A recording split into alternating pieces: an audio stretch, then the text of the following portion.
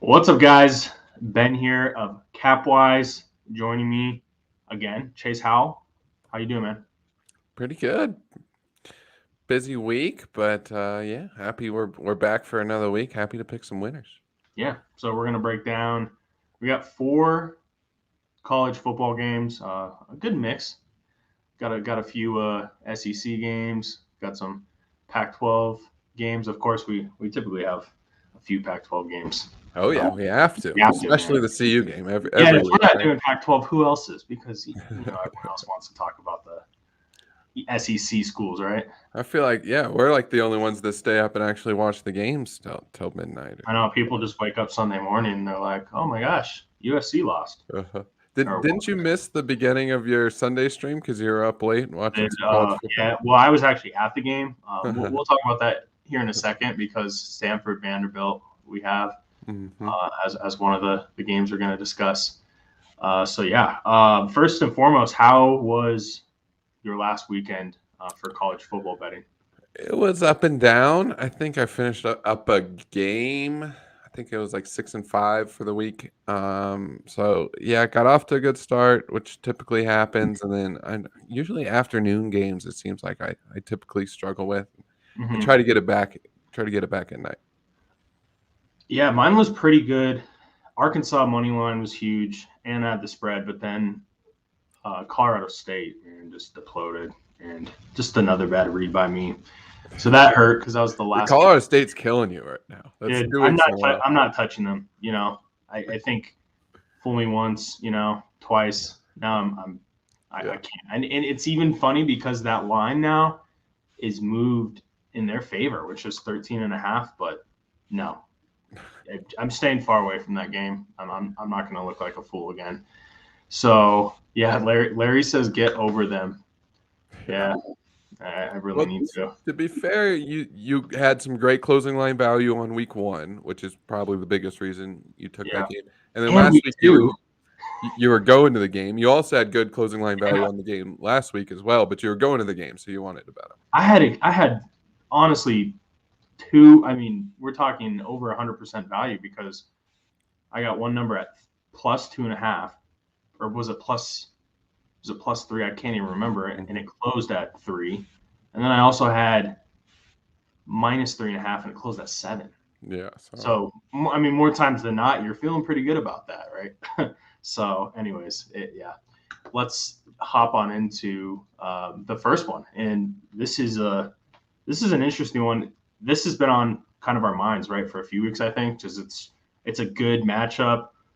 It's in Folsom, right, and that's the Gophers of Minnesota taking on the Buffs of Colorado. So I'm showing a line of minus 2.5 for the Buffs, which is interesting because this actually opened up, Chase, at what, 2.5 for, I think Circa opened it at 3 and on the Circa line. is that three for Minnesota. Minnesota? Yeah, Yeah. Minnesota -3. Wow. So let's first talk about just that move. I'm not too surprised at that, but I am surprised to see it completely flip flop. Right. And it was pretty much all early. It was all within that first hour. I think I had checked after an hour of that line being posted, and CU was already a 2-point favorite. Yeah. And it even got up to 3, and then now it's back down to 2.5, which is probably where it's supposed to be. I was able to hop on it. I think I got it +1 or +1.5. Hmm. Uh, Okay. I That's good. yeah, so I got a little plus point on it. I feel like that's pretty good value. Um, we'll get into the game a little bit more, but I do think Colorado has the advantage here, and I'm not surprised that the public thinks the same way, especially the sharps on early Yeah. money. And the second significant move was the total, right? 52 and a half. What did it open up at circa? Do you remember? I that sounds right. I think it was right around Yeah. 52 and a half. So I Yeah, officially jumped in at 50 and a half for the under. I like the under a lot in this.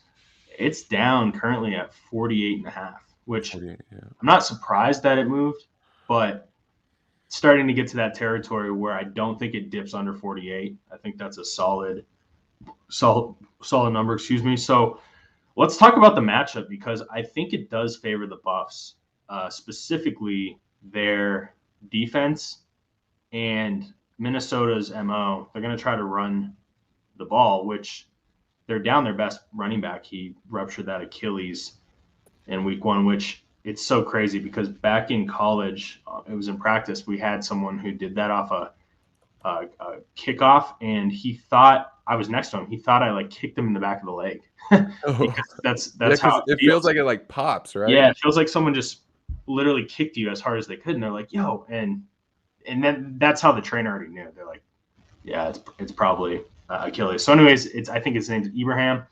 Ibrahim. Really good player. I mean, he looked really good in that first game against Ohio State. He's out. I know they have. I think it's Trayson Potts.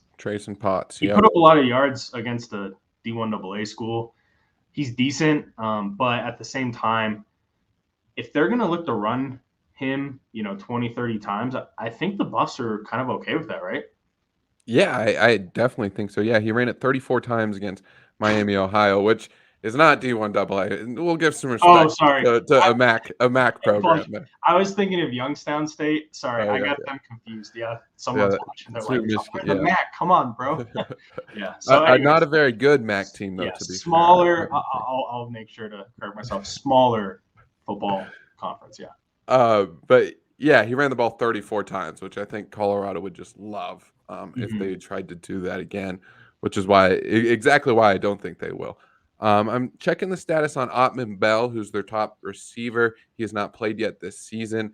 Their coach, PJ Fleck, he doesn't give anything away. He doesn't even release a depth chart. So you're not going to get injury updates throughout the week. So keep your eye out on that, especially like an hour before the game during warmups, because I think that will make a difference. Tanner Morgan, I don't know what your opinion is on him. I think he's a really good kind of game manager quarterback. Which don't get that confused with a really good quarterback. But I think if he has a good run game with him, he's able to not make any bad decisions and be pretty solid there. It feels like he's been around in Minnesota forever now.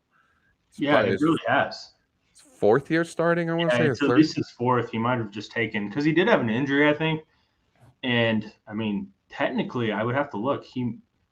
I think the COVID year you would have to take it this year. So maybe this is his. I think it's his last year. Yeah, I definitely think it's his last year. Potts, the running back, I was watching the highlights against Miami. He did have a pretty good game, but he carried the ball 34 times against obviously a team where Minnesota can just dominate their line. Minnesota's offensive line is really good. It's really big and stout. I think we saw that against Ohio State, that they were kind of able to control the line of scrimmage against a pretty good defensive line at Ohio State. So if they wanted to run the ball, I just don't think that they're going to be able to get anything going there. Texas A&M, that is probably one of the best run teams in the country, and they weren't able to do anything at all in their run game, and I kind of think it'll be similar again this week. Yeah, I agree. That's more or less how I break it down. And if you want to go off last week, I mean, it's different. This defense is a lot better than Miami, Ohio, and I don't think they're going to have the success. As far as the other side of the ball, though, of Colorado, you kind of have to lean under 2 with that angle, right? Because of the way the Buffs have kind of been playing, which is weird because over the years we're used to, guys like Steven Montez and Cephalufo, like, pushing the pace a little bit. And it seems like this year they're not doing that as much. Yeah, and well, Sam Neuer, I think, is probably a pretty good comparison for Lewis. I didn't think Neuer really threw the ball downfield that much or was very good at it. Very conservative, too, on his throwing. Yeah. Right. And so the thing about Neuer, though, is he was able to use his legs, and he was a really good runner. And Lewis is as well, but the issue is he's not really able to use his legs because they don't have any good quarterbacks behind him. They have a couple of true freshmen that just got there. If Lewis were to go down. So they're trying not to run the ball with him as much. We saw that in the first half against Texas A&M when he did run, he looked really good, but he pretty much stopped doing that in the second half, and obviously the offense started to slow down. I'm really not impressed with Minnesota's defense. I've been going through these games, going through Miami. I watched, obviously, that whole Ohio State game, and they play a ton of zone, which is not what CU saw against Texas A&M. Texas A&M played pretty much all man. They don't get after the quarterback at all. They don't have a sack yet on the entire year, and I really don't think these corners are very good. Miami was able to just throw it up their receivers, and they would come down with it one-on-one. So if there is a team that they might be able to throw the ball against, where Brendan Lewis can get a little bit more comfortable in the pocket because Minnesota's just not very good at causing pressure, then Lewis can get more comfortable, and I think they will see something throwing the football, especially if Colorado or if Minnesota's only goal is to stop CU's run. Then Yeah, I actually do think Brendan Lewis can get comfortable in the pocket. I agree, and I think that could be in the back pocket for the Buffs, right? Like, hey, they may just try it, to load the box. We may have to take some shots, and if they can prepare him throughout the week to do that, he's going to be in a better position, so he's not caught off guard. Also, it's an early start time traditionally for the Buffs, 11 a.m. Mountain Time. That's a little bit of my angle here with the under. It's not a lot, but I think you could potentially see the Buffs off to somewhat of a sluggish start potentially against a decent defense. Yeah, I think that makes sense. 11 a.m.'s tough. Yeah. Luckily, they always practice in the morning, so it is around the time that they typically practice. But it's definitely not the time you play a game. I am hearing though the fans should be out. I think the students are ready. The students are excited. They filled up that game against UNC. Typically, an 11 a.m. game, especially depending on who the opponent is, you wouldn't see that many students there. But it seems like this group of students are excited to get out to football games. They weren't able to go all last year, and it sounds like that stadium will be packed. But there will be a lot of Minnesota fans as well. They sold out their allotment, asked for more, and sold that out as well. So there's going to be over 3,000, probably closer to 5,000 Minnesota fans. Yeah, I feel like low key Minnesota's a pretty good traveling team, right? Maybe not low key to you. For me, it just on the landscape, it seems like they always do a pretty good job. They're always at the away game. So, yeah. Colorado is just a good place for fans to travel to. It always happens. I mean, the tickets aren't that expensive, and obviously it's a great place to go and visit. That is a really good point because even sometimes when it's a smaller opponent, like obviously Northern Colorado doesn't really count since they're in state, but even other times I'm like, wow, Yeah. these fans came out, and they were big underdogs. So good points there with Minnesota. So anything else on this game? No, I'm with you. I'm on the under. I got it at 50.5. So same number as you, and I'm on CU money line here. But I was able to get it at plus. I think that if it goes to 3, I don't feel as comfortable at CU -3. I think 2.5 though still makes sense. Yeah, I think they can win this game pretty handedly. The only situation where I think CU's defense struggles is the RPO game, and Tanner Morgan is a pretty good quick game quarterback. That's one spot where CU has struggled against teams before, and so if they're able to run their RPOs, and I think Ottman Bell would make a really big difference in that if he ends up playing for Minnesota. I think that's the only way they're going to be able to move the football offensively. Awesome. So from Big Ten Pac-12 matchup, we're gonna head into a big SEC matchup. So this is Florida Gators versus the Alabama Crimson Tide, Roll Tide. So this is probably the premier game of Saturday. Of course, Alabama's Alabama. Florida, though, not a bad team. I think they're coming up, right?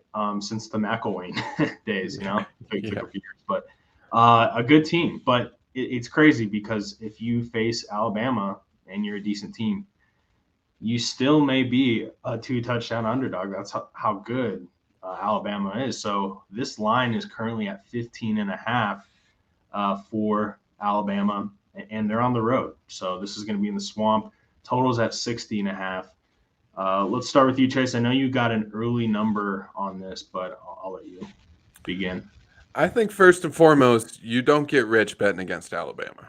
No, in any way, whether it's against the spread or money lines. I think I saw there was an interesting stat about Alabama money lines over the last 5 years. You would be up a bunch of money, even laying as much juice as you would have to for that. You would be up a bunch of money betting Alabama. I mean, they win every game. I think they've had 3 losses in maybe 4 years, something like that. Mm-hmm. Yeah, so I think that's most important. If you're betting against Alabama, you got to be pretty sure that you have the right angle in this game, and I just really don't see it. Looks like Emory Jones is going to start at quarterback for Florida. Anthony Richardson got hurt against USF. He's dealing with a little hamstring injury. And it seems like Dan Mullen has an affinity for whatever reason for Emory Jones, or I think we would have seen more Anthony Richardson in the first 2 weeks because Hmm. he just looks like the better quarterback to me. Um, when I watch Florida play, he's fine. Like he's a pretty good dual threat quarterback. I think there's a lot of college football teams that would take him, but Anthony Richardson seems to be on another level, and I just don't know if Emory Jones has played in enough big games to be up for this game, and to be able to take down a team like Alabama. I do think they'll be able to put some points on the board, though. With that being said, and Alabama has given up quite a few points in these big games in the past couple of years. The SEC isn't really what it used to be, where you get these huge defensive battles. But I just think that Alabama offense, I really was really impressed with Bryce Young in the first week against Miami. And I think they'll just end up being too much. I did get an early number here, minus 13.5, which makes me feel a lot more comfortable than 15.5 right now. Hmm. Obviously, the football number of 14. But I still would not bet against Alabama in this game. Yeah, it's hard, and I think a lot of times, sharper guys, they try to come in and say like, "Ooh, I'm going to go against the grain and bet the underdog," but it just hasn't worked. It kind of reminds me of the Patriots, a few years back. Now it's a little different without Brady, but people tried to do that, and it just didn't really pan out. I wanted to look at the first half line because I know that's always an interesting angle that people have used with Bama, but I think the 14 and a half, 15 and a half is still a decent number because the full game versus first half spreads for Bama, I think it makes the most sense when it's a spread that's over 21 plus, right? Because sometimes they do take their foot off the gas a little bit. But I think with a spread like this, it's close enough where you could expect them to be up maybe 20 or so, and they're still going to have to continue to do what they do. Let's see, first half. It's also in that realm where maybe if they are struggling in the game and they're only up 7-10 or something like that heading into the fourth quarter, they'll want to keep their foot on the gas and keep Yeah. putting up points and obviously maybe winning by 17 or 21 there. Yeah, so no surprise. First half, 7.5. So that's always tough. I figure that's probably what it is. yeah, because you could see Florida coming out, right? And they could play well, but it's just putting together two halves against Alabama, right? That Swamp's going to be rocking, though, man. Yeah, obviously, yeah. Very But tough place to play. It just doesn't. I just couldn't imagine betting against Alabama in this spot. I think Florida was a much better team last year. They actually had some stars on offense, with Kyle Pitts, Kyle Trask. I just don't see them having those game breakers that they had last year. And I think they were in that game last year against Bama. It was late in the season, but I don't think they covered it. I think Bama ended up covering it. I think you're right. Yeah, that sounds correct. The line was very similar too. Yeah. 14 in that 14 range. Someone says you're smoking something if you bet against Alabama. Exactly. Yeah, you can try all you want, but it's just not a winning strategy. Like, go ahead and do it, and then when it hits, you can look smart. But then, right, 1 out of 5. So it's not going to work long term. Yeah, not gonna, be a profitable angle over time. And even again, it's on the road, but still, it's Alabama. Nick Saban, he's not phased. He knows what this is going to be from an environment standpoint. So I like it. First big game for Bryce Young. Is there any worries on the way that he can perform in a big game? I mean, he looked pretty damn good, man. I watched him play against Miami, and I mean, he looked like he's been there for years. Like, didn't lose a step from Mac Jones, really. So he's just really hard to stop. His pocket presence is incredible in the way that he can get out. But it is on the road, so I mean, maybe the crowd could get to him for a quarter or two, but I don't see him just having like a bad game. I just don't. That would be the only reason I'd be scared of the first half. Is just if Alabama's offense is slow to get going. Maybe that's the angle. Florida first half, or you could get crazy and do a quarter bet, but I don't like those personally. Stay away from those. Maybe in NFL, but let's talk about. Plus, I do think Nick Saban was pissed about their performance last week against Mercer. They didn't cover it, and they didn't look great, Yeah. and that's just something that Saban would be really Yeah. upset Well, about. he's always going to find something, right? Like Mhm. he's always coaching those guys. I So think they probably had a tough week of practice this past yeah. week. Yeah. So next game we have is Stanford at Vanderbilt. So this is kind of a sneaky little game here. I mean, it's Vanderbilt, right? They beat Colorado State, a game that I was watching in person. And then you have Stanford, who, it's a team that we've been going against, right? At least initially in the season with Kansas State. And then did you play them last week? No, I wish I did. I watched pretty much that whole game. I couldn't get myself to do it because of the way that Stanford looked week one. And Yeah. then they're on the road at USC. It's usually a pretty tough spot. But in hindsight, it's like, wow, that was way too many points. 17 points in a Pac-12 matchup. Yeah. And of course, not Washington State, Stanford beating USC, and then kind of led to Helton Right. getting the can, which is crazy. It's just kind of crazy how that all played out because it was like Stanford in week one, right? And then USC looked good. And then now, it's week two and they win. Now we're here in week three. It's crazy how quickly things can happen. But as far as this one goes, we have Stanford on the road coming off the big win. I have this wrong here, but it's Stanford minus 12, Vanderbilt plus 12, of course. So with Vanderbilt coming back home after, for them, that was a big win, right? Like they don't have many spots on the schedule that are winnable games, and that was Mhm. one of them. And even though they were 7-point underdogs, in that sense, like this is probably, I don't think they're going to have a better spread than that, and they don't here. So let's just talk about the matchup and what you like in this one. It's just kind of funny to me that an SEC team beating a Mountain West team ends up being a big win for them. I I know they know, were 7-point underdogs, right? but it's just Well, mean Vanderbilt. Yeah, I mean, were you impressed at all with the way that they played in that game? no, I mean Yeah, I wasn't either. they had the drive to end the second half or first half was huge because it kind of changed the game. But Colorado State, they didn't play well. From an eye test perspective and watching them, I even texted someone in the first quarter. I was like, dude, Vanderbilt sucks. They're so bad.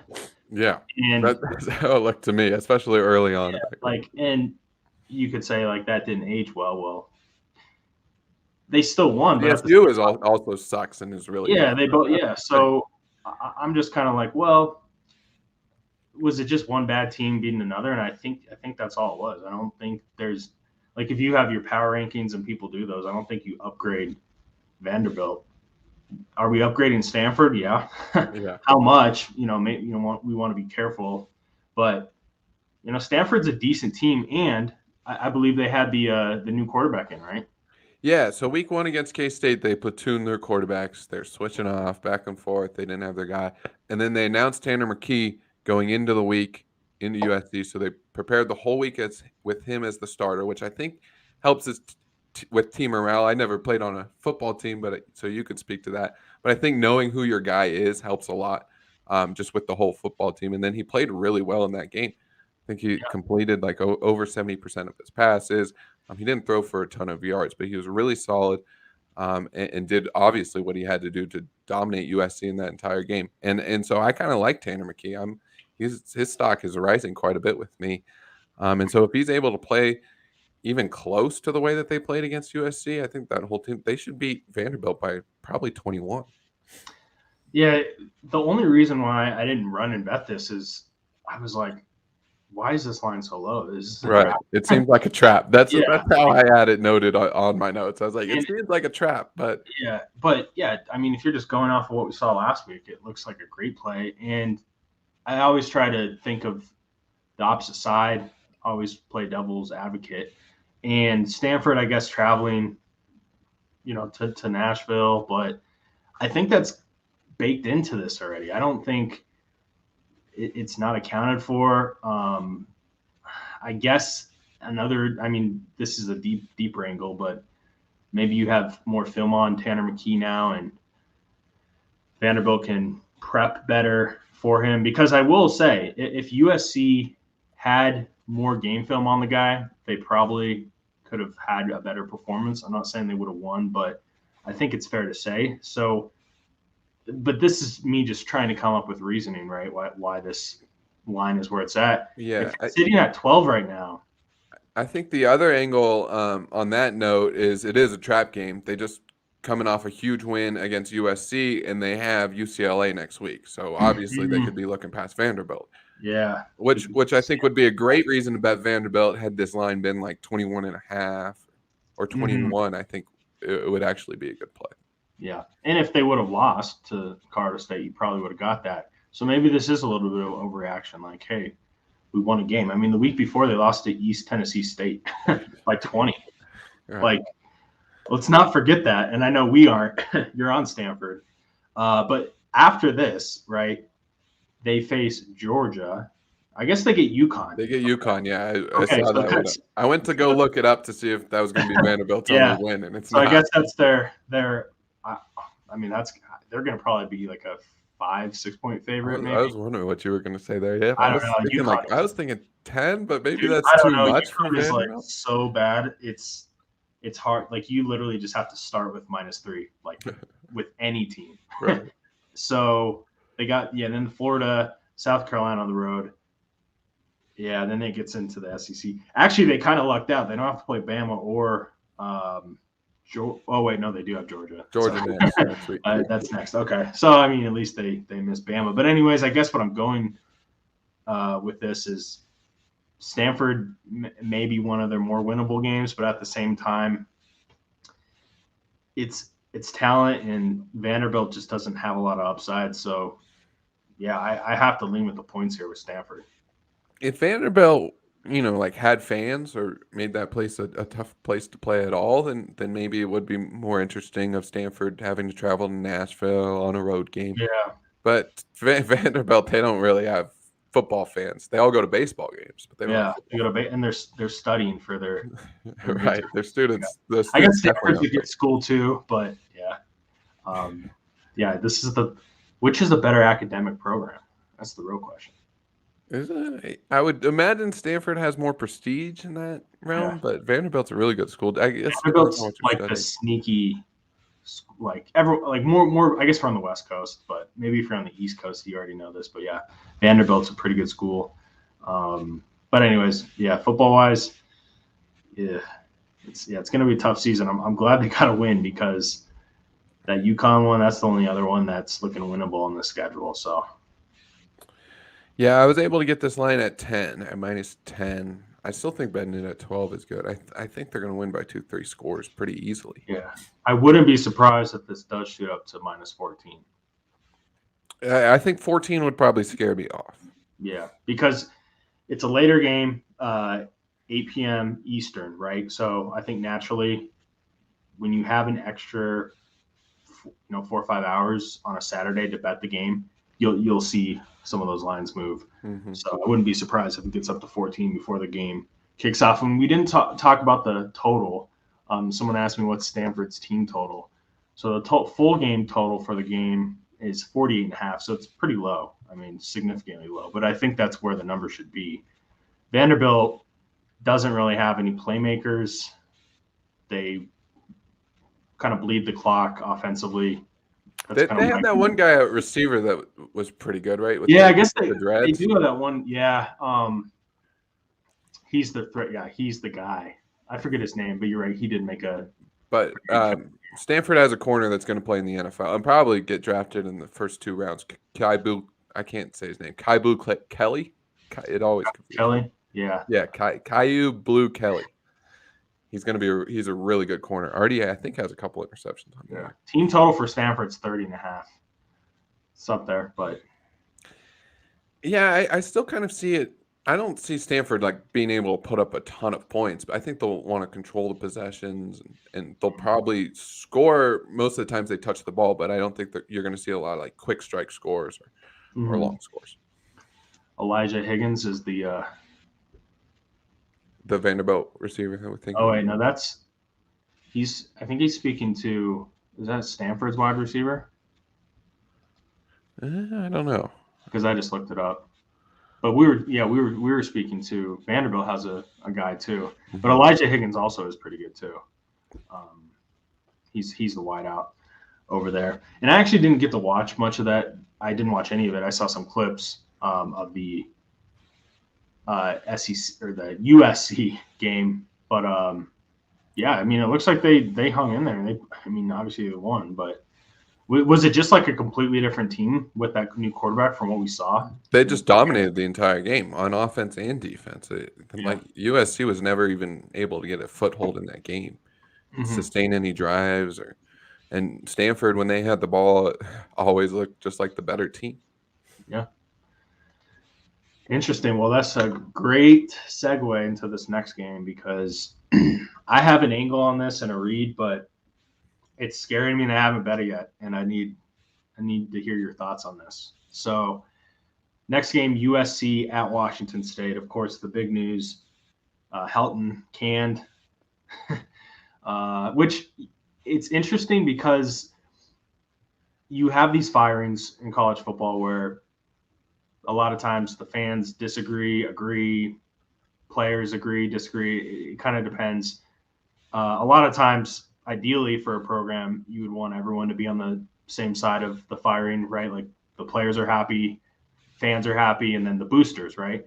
But this one's interesting because a lot of the players actually, surprisingly to me, are big fans of him and they really liked him as a head coach, which I guess from the outside, I didn't know that. I did a little digging and like a lot of players, I mean, they all tweeted out. They were like, we're sad to see you go. And just the locker room, I guess, like guys were in tears. And I was surprised because the sentiment you would get was like, oh, like he was on his way out. But maybe that was more from the fans and the boosters' perspective. And the reason why we're talking about this, of course, is because how are the players going to react? I mean, just 5 days removed, essentially, on the road. So let's start there, and then we can jump into Washington State as a team. I think I don't want to speak for the players, but I think players can really like your coach and also kind of know that he probably wasn't the right guy and he probably wasn't going to win us a lot of games. It kind of reminds me of when McIntyre got fired at CU. He was loved by the players. Most of the players liked him. There were a few issues throughout the years with some players, but the majority of the players liked him. But they saw Tommy type thing. Right. Yeah. And I kind of think that's the same situation with USC. Yeah, you're going to send him all the messages, all the best wishes, and talk about how much you enjoyed being around him. Really nice guy, helped you here and there, and all this stuff. But I think they knew that the writing was on the wall with Helton. We had seen it for a couple of years, and they were just waiting for the final straw to be able to fire him. And they love Dante Williams. This is one of the best recruiters in the country. He's able to relate to players, unlike most other coaches. And you're not. Oh, hold on one second. I'm getting a little bit of an echo here. 1 second. Hold on 1 second. Getting a little bit of an echo here. Where's that coming from? Well, that just shows that.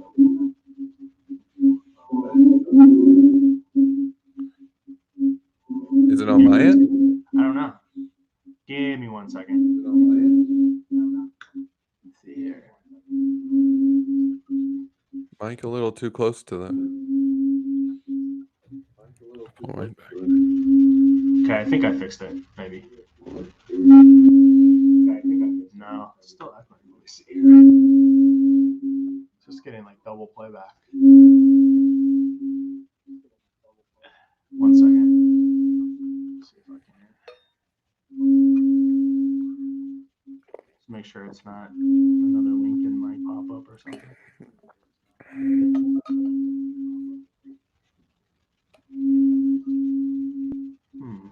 It could be on your end. I'm not sure.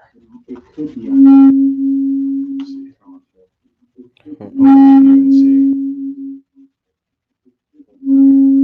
Let's see. Test. No, I don't think it's on your end actually. Test. Oh, I was trying to test while you were on mute. 1 second. I was trying to test while you were on mute. Okay, I think I figured it out. Yeah, that seems good. My apologies. All good. I think So we're back. yeah, let's get back into it. So- Dante Williams, and I was gonna say you're not kidding. Like he's gotten multiple guys to come play there over guys who are like looking at big SEC schools. Like he's a legit recruiter and Right. respected. Yeah, yeah. So I think these guys will want to play for him, and will be excited to play for him. Will there be like a noticeable change? I'm not sure, but I I don't think they'll be sad that Helton's gone and all that and play any worse. Yeah, I think they're gonna be fine. And sometimes you get a firing like that, and then the intern comes in, and then you're just kind of like, whatever. But Slovis, I mean, he's still one of the better quarterbacks in football, and they have a lot of talent. So for me, it's like, well, can this interim get those guys to play? And another angle here that we should mention with Williams is he played football at Oregon. Is that correct? He was cornerback. Yeah, I think that's right. So he's aware of the Pac-12. He's had that experience. He's probably played in Washington State at some point. And I think that's important because this is USC's first road conference game, right? And those can be tough spots, but I feel good about him in this position because he did play in that conference. So, I feel good about USC, and I'm showing -7 in some spots. I know it could be a little contrary with the firing, but I liked it at 8.5, to be honest. Right. I don't know. What are your I'm right there with you on this game, and I kind of knew that we would probably have the same opinion. Yeah, I liked it at 8.5, and now that it's 7, are you seeing 7.5? Yes. Well, let me see here. I I thought saw. I saw 7 on DraftKings. Oh, okay. Yeah. Also, Even better. did I get confused? He didn't play. He coached at Oregon. I don't know where he Coached. played, Okay, he but coached at definitely Oregon. coached at Oregon before USC. He played at Syracuse. Okay, so but still, he's coached. I mean, he's coached at Oregon. Looks like Arizona. He was a Washington GA. So Yeah, he has Pac-12. that familiarity, of course, with the landscape there. Let me see if Point, I can. yeah, I thought I point saw. definitely remains. But yeah, so I'm with you. I was thinking 8.5 seemed like a good number. I think this is a game that they probably win by 2 scores. Washington State, on the contrary, that place just seems like a mess. Rolovich, it does not seem like by his players, um, in a bunch of different manners for a bunch of different reasons, and that's just not a very talented football team. Jaden Delora, I played quarterback last week, so I'm guessing he's going to start again this week. He looked pretty bad against Utah State in that opener. Jarrett Garantano, the Tennessee transfer, came in and actually looked a lot better. So if Garantano was playing, that would scare me a little bit more. But I don't think Jaden Delora is a very good quarterback at all. Pretty much all they have on offense is Max Borgi. He's a really good running back, but he hasn't looked that great this year. And I just don't think Washington State really has the horses to be able to hang with USC. Yeah, I was looking at some numbers of him, and this year, yeah, he hasn't done anything spectacular. Of course, like a Colorado guy from high school, but this number, or I should say, this game as a whole for me, it was at 8.5. It's risky, and it was a lean, but now at 7, I feel pretty comfortable taking USC. I think at some point in the next few hours, I'm going to bet that. I really do. Just seems like an overreaction spot. I think it's a perfect overreaction spot. It really is because let's say hypothetically USC beats Stanford. This has to be over 10, right? Way over 10. Yeah. It would be, it might even be over 14. Yeah. Yeah. And I was trying to be conservative, but yeah, I was going to say somewhere between 10 and 14, realistically, Depending depending on on. if they covered against Stanford, it would be way over 14. Yeah. So now we're going down to 7. Yeah, it's I get where the public is coming from here, but yeah, I feel good about USC. The more I look at it, I know the line's now 7, but in moving in the other direction, but I feel good. And the other point is USC always does this. Like every year, it seemed like they would lose a bad game early on in the season, and it would kind of not ruin their season, but obviously take them out of the national conversation, and then they would pick things up in the second half, look really good, and end up playing in the Mhm. Rose Bowl. They almost always do this every year under Helton, which is why I think they wanted to fire him this time, because they didn't want him to have another good finish this season and not have a good reason to fire him. Yeah, I think it was from a firing perspective, a perfect way to do it. You're at home, you lost by a team, or lost to a team you should have won to by at least a score. What was the spread? It was over. 17. Yeah, and then you lose by 2 touchdowns. There was a better time to get someone fired. I don't know where it would be. So, Right. And, you know, and yeah, I don't think USC is as bad as they were against Stanford. I think that's about as bad so as they're I'm going to looking. play this year. And they Let's tend to get better as the year goes on. talk about Slovis because again, I didn't watch this game. From just a stat line, I mean, he didn't look bad. It's hard to say. He had an interception, but I, should we feel fine about him? Are we? The air raid is a lot of like rhythm passing. You got to get in a rhythm and get drives flowing, and they just weren't able to sustain any drives against Stanford. And I think that was the main issue. Uh, yeah, he didn't. He played. I guess looking at the numbers right now, that's okay. 27-42 for Yeah. 223 yards, but he didn't look like your typical Slovis, and I don't know what the reason is. He has some pretty good weapons. Obviously, he doesn't have the weapons that he had in years past, where it seemed like they were loaded. But Drake London's a really good wide receiver. He's going to play in the NFL. Mhm. Taj Washington looks like a solid receiver as well. And they have a few other guys that were 5-star recruits coming out of high school. So Didn't he transfer from somewhere? Taj Washington. yeah, Yeah.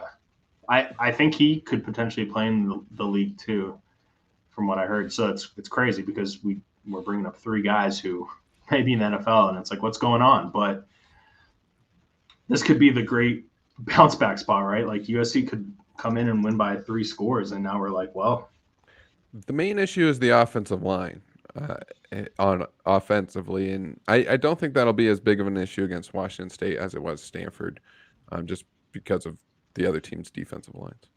yeah, yeah. Taj Washington came from Memphis, by the way. He was a Oh, good, okay, good yeah, receiver. from Memphis. Yeah, 7. That's that's wild. I want to look at the splits real quick that DraftKings sends me. I'm gonna guess that you have like 80% of the money on Washington State. Let's see if the numbers came out here. I might have to pull that up. Oh no, let's see. Sometimes the unranked teams they won't send out till Saturday morning. Yeah, I don't know if I see it, but again, I can't guess many people running to bet USC, right? But at 7 though, We are. yeah, I would 7. love to be the only two that are running to bet USC, Yeah, but at the number 7, you're like, all I right, want to. guys, come on. Yeah, I don't see the splits yet, but regardless, I feel good at -7. So probably gonna go bet this sooner than later. Me as well. I'm following you I right. might, Right when I you see a might. 7. I was thinking about waiting to get 6.5, but sometimes and we were just chatting about this the other day with our co-founder. Like sometimes in those positions when it's already moved, you just take it because it could go back to 7.5, and then you're like, oh crap, I definitely have to jump on it now. Right. And then the game ends as a touchdown, and you're like, well, I at least would have pushed. So, yeah, TN Baller says that 7 is so low, and I'm like, I agree. In the athleticism, right? Like we just named 3, two wide receivers that are probably going to play at the next level, and then Slovis. So, Mm-hmm. And they have some young guys behind them that were 5-star recruits at wide receiver. Kyle mm-hmm. Ford, he's been dealing with a lot of injuries. He was a 5-star. And I think Gary Bryant Jr., he's a freshman, another guy that was a 5-star wide receiver out of high school. So they have the horses to be able to Mm-hmm. destroy Washington State. I just don't think Washington State can hang with this team. And I do think the Pac-12 North is kind of down this year, but I think Washington State's the worst team in the North. Yeah. Yeah, and again, they're in that position where they're just kind of in a stalemate, right? Like players are just kind of I mean, guys like Max Borghi, it's like, why aren't they playing better than we expect them to? Is there something more there? Why hasn't he entered the transfer portal? Is the better question. I don't know why I he's don't still know. there. Yeah, I'm actually surprised he didn't. To At be any honest. other school, at a big time school, he would be getting a lot of national praise. I think people would be impressed with him. Yeah. So we had one question from another game. Miami, Michigan State. I kind of have a feeling what side you're on there. For biased reasons. Well, Yeah, that, and I think that, I don't know. I think you're smart enough to realize that maybe Michigan State isn't as good as people are making them out to be, but they played two really bad teams. Two yeah, really one was an FCS school and that Northwestern team that looked terrible. But I do like the upgrades that they've made. They've brought in a lot of transfers, and their running back is really really good. Um, I think it's another overreaction spot though. You have a line that I think opened around 15. I want to say on Circa. well, it might have been I think at some point maybe. No, that wouldn't make sense because Circuit doesn't release lines before the games are played. Um, I'm not sure where the 15's coming from. I know for a fact it opened above a touchdown though, and I think it was even like 9.5, Okay. and it got brought down, which I was a little surprised to see that. Honestly, that was one of those lines where if it would have moved to 10, I wouldn't have batted an eye. But I understand, I guess, why it's moving. But at the same time, I'm like, man, that's now it's under a touchdown and it's sitting at 6.5. So My biggest thing, and I don't know if I'm betting this game, but just some thoughts that I've had this week. My biggest thing is I think a lot of people watch Alabama, Miami, and was like, "Oh, Miami's awful," but we yeah, got to remember they were playing Alabama. That's and just not a Alabama's good way to like gauge a basically a football minor team. league pro team. Like Right. That's I, I just not a good way to gauge a team. I totally agree. And yeah, and it's Larry says that it's 6.5. Yeah, it's just interesting, right? Like it's one of those that I haven't bet yet, and then I'm like, okay, why is it under a touchdown? But I totally get why, because Michigan State is still one of those teams where we can't give them too much credit, but I also can be honest, and I can't sit here and say that they're a bad team because we don't know yet, right? We can speculate, but again, they played Northwestern, and then who was there? Was that Youngstown State? Was that why I was bringing that up? Who Yeah, was there? Youngstown State. Yep, Okay, yep. yeah, I mean that's a D1AA. So I'm still, the jury's still out. Like, how good is this team? But I think the big thing here is they're headed to Miami, right? It's a road game. I think the humidity is going to be high. It's going to be a hot game. I think that favors Miami, of course, right? Getting that environment. Not, of course, saying that that's the only reason why I like it, but something to consider there. I think Miami is the team we saw as the App State game went on. Yeah, they didn't cover. They won. Didn't cover. But App State, I mean, App State's a good team. Yeah, that was So, going to be a tough game. I think even the line showed it. What was it, 6? yeah, it was 6. Yeah, I think that explains enough that hey, we think this is going to be a one-score game, and obviously Miami didn't cover, but I think that shows that that game was going to be tough, and really the fact that they were just able to pull it out is probably good for Miami. Yeah. And I mean, part of that was Miami losing to Alabama, and it was probably going to be closer to like 8.5, maybe 9, and then it dropped down. But still, like you said, it's not like it was, a 3-score spread. I guess they were. He says they were taking a beating early. I honestly didn't watch it, so I can't say. But also the matchup of Miami's front four defensively. They have some pretty good pass rushers, but like you said, Michigan State, I'm spacing his name, has a pretty good running back. So they're What's definitely your gonna, right? I couldn't think of it. yeah, they're definitely gonna look to control the ball and time of possession in this one for sure.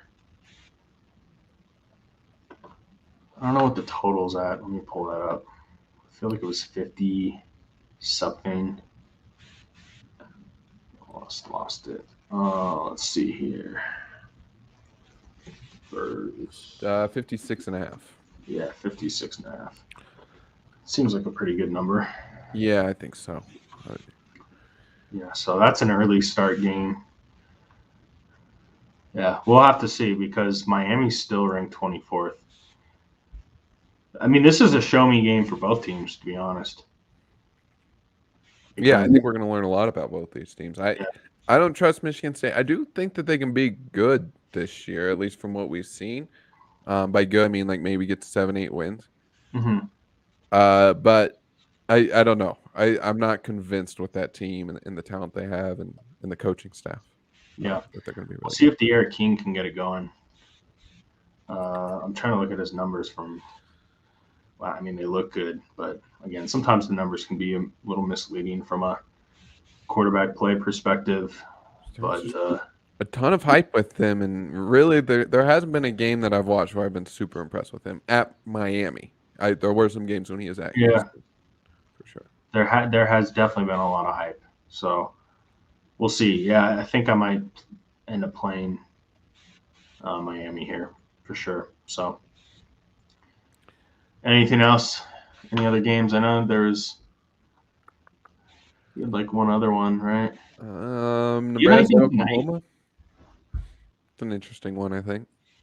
Which one was that? Nebraska, Oklahoma. You have any thoughts there? Man, it's kind of screams backdoor cover territory for me, but I actually think that the value might be on Oklahoma, believe it or not, because there's like a narrative going around that Spencer Rattler has been playing really bad, and he hasn't looked amazing because, again, like he was the Heisman front runner, right?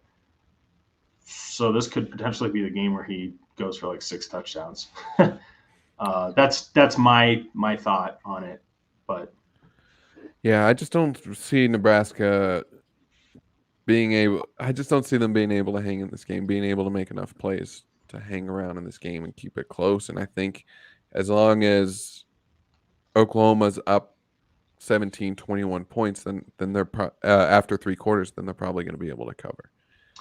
The back door would scare me though. Yeah, and honestly, Nebraska against Illinois, and I think we're finding out Illinois is not a good team, right? Like after that win, people are like, "Oh yeah, Illinois has got that program turned around," and then I forget who Illinois played, but I think they lost by 3 or 4 touchdowns last week, I believe, and then Nebraska played Fordham and Buffalo. Yeah, and I know their defense looked decent, but this is a completely different offense that they've seen yet. So I think Oklahoma's going to go for 40 plus. That's not really a bold statement. I think their point total is at like 42.5. So for me, I think there's going to be a lot of points scored. I think Nebraska can get some touchdowns here and there, but yeah, 22.5 seems like a lot, but the way Oklahoma plays, it's not as much as it really seems up front. You like the over there? I know it's a big number, but I do. They're going to be some points scored yet. I do like the over, yeah. 62 seems huge, but as long as Nebraska is able to put up like 20, then yeah, if Nebraska can put up like 3 touchdowns, I feel pretty good about this going over. So, and yeah, I think it can happen because I especially think Frost too is going to want to score as many points as possible. I'm not saying he's like, oh man, I got to cover the spread, but they're going to try to make it look somewhat respectable because even if they're down a bunch after 3 quarters, they're going to keep. Yeah, because these players, they don't really know about this rivalry, but Frost certainly does. Right. So, I mean, you can take it how you want there, but yeah, I think he'll try to get as many points on the board. So we'll Illinois, see. After that win against Nebraska, they lost to UT San Antonio and then lost to Virginia 42-14. Right. So yeah, it was Virginia.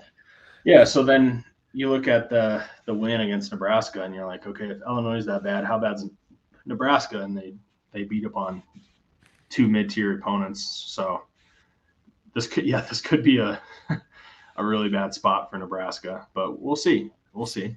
Speaking of Illinois, we got that game tonight, Illinois Maryland. Any thoughts there? Oh yeah, someone asked me about Maryland. I actually don't. I'm probably staying away from this one. I wish I could provide some more value, but I don't know. Excuse me. Yeah, That Maryland team, they're okay. I like Talia Tagovailoa. I think that offense is good enough. The defense definitely scares me on that team. And just going on the road to Illinois Friday night game, it seems like a tough place to try to cover a touchdown. So agreed. I'm staying away as well. But I think if I had a lean, it would be Maryland. I just think it's tough to cover a touchdown. If Illinois gets a lead though, gets an early touchdown, then I think that's a good live Maryland spot because they will be able to put points on the board. Yeah, definitely be watching that one. I was looking at the total too for an under, but at the same time, I wonder what do you have team total Maryland anywhere? let's see. I think that might be a look. Yeah, I was gonna say the reason why the total scares me, the under, is because Illinois. Right. They haven't given up points. Let me see what the team. Yeah, they gave up 37 to San Antonio and gave up 42 to Virginia. Yeah, let's take a look here. And the over under is 34.5 for Maryland's team total. For Maryland. I think that would probably be the angle I'd like the most in this You would game. play the over? Yeah. Yeah. I would actually probably lean to the under on the game total. 61.5 seems pretty large, but I just like Maryland's offense, and I know that they're able to put up points on the board. Yeah, and it's like how much is Illinois going to put on the board? So we'll see. Oh yeah, we really have no idea. They could lay an egg, drop 14 like they did against Virginia, or have the game against Nebraska. Mm-hmm. Also, there's UCF, Louisville tonight. Yeah, I just really don't like that Louisville team. I don't think they're a good football team at all, and their coach doesn't seem like he wants to be there. And so I'm taking UCF in that game mostly because I want to watch the game, and I like the UCF team. I like watching them, Dylan Gabriel, and all of the weapons that they have on offense. So I think I bet team total and took UCF -6. Yeah, I'm still not certain that Louisville's anywhere close to a good team. So 7 seems like a pretty good number here, but it does seem a little trappy. I'm not gonna lie. It definitely seems trappy. You have a road team, like I just said, in Maryland, Illinois. You have a road team that's trying to cover a touchdown. Especially it's a G5 versus Power 5 matchup. You're trying to cover a touchdown at a Power 5 school. Yeah. So I just really like that UCF team. I like watching them, and I think they're gonna keep that train rolling with Gus Miles on. So, all righty, I think we're gonna call it. Best of luck, everyone. Chase, best of luck to you, of course, and thank you. We'll probably have you on next week. So appreciate the time. I'll post all my picks on Twitter, so make sure you're following at Chase Howell with a couple underscores. And also hop in the Capwise Discord. I'm almost always talking college football with everybody in there. It's a good place to get stuff off your chest, or if you want to say something, I love, getting other people's thoughts. I think that the discourse that we're able to have, especially when you have people just in completely different parts of the U.S. because it's different perceptions, right? Like teams view Colorado differently than us, and at times it can be a pro, or a con, but also a pro because we're only human. We can be biased, right? So it's good to see what other people think, but at the same time, those people who have fandom for a team, they may know some good information, right? And then it's something we can use. So, yeah. Yeah, I think that's the great thing about college football is we're all pretty biased. We all have our own beliefs. So it's good. It's good to have discourse and see what everybody believes about all the different teams. Definitely. All right. We will talk to you next week, man. I'll see you later. All right. Thanks, Ben.